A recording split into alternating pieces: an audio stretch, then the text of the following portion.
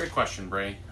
So I kind of wrote down all of these numbers and things for you. I wanted to give you the most thorough answer rather than just trying to type it all into the comments. So from lowest to highest, your chances are going to be in the wild. So just catching wild Pokemon is going to be a 1 in 4,096 chance of getting a hundo. Very difficult. Weather boosted improves that odds quite a bit from 1 to 1 in 1725. Not bad, but it gets even better if we trade. Rerolling IVs, because in the wild, the IV floors can be 0 to 15, so a lot of variation.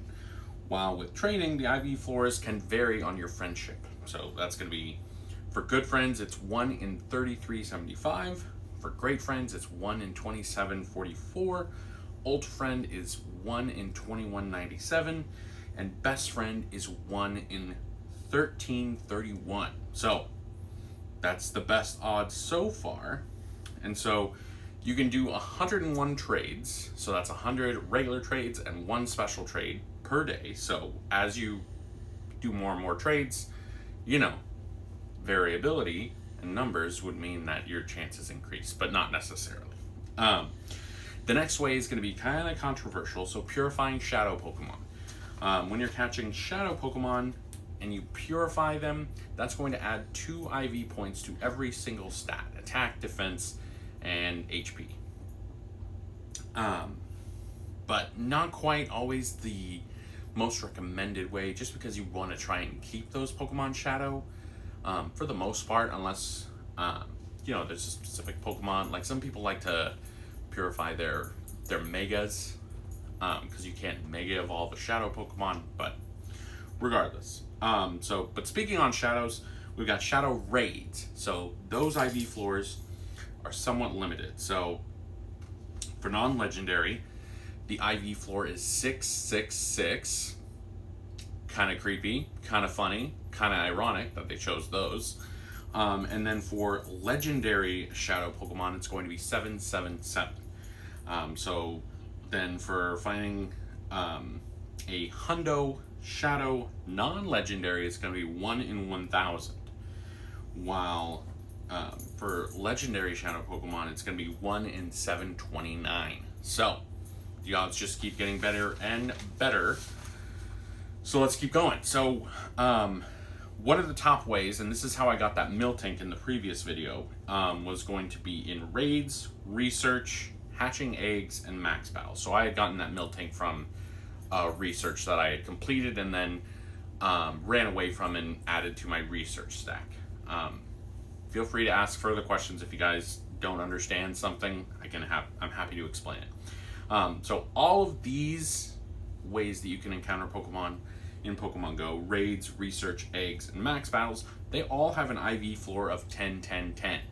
So with less variation means improved probability, not improbability. 1 in 216 for any of those encounters. And then the next one is going to be lucky trades. So as you're trading, you may encounter a lucky trade with a friend, or you may become lucky friends with a friend.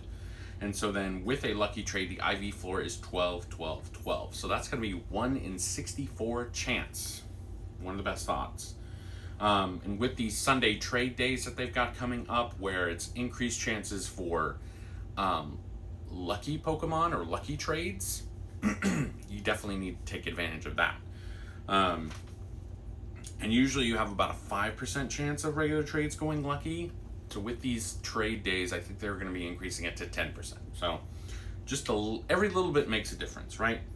Also, the other thing to know about trading is the older the Pokemon, the better. So 2019, I believe, and older is going to be a high chance of getting a guaranteed lucky Pokemon. It just kind of depends if, the person who is trading that Pokemon has 35 or less lucky Pokemon. I think I said that right.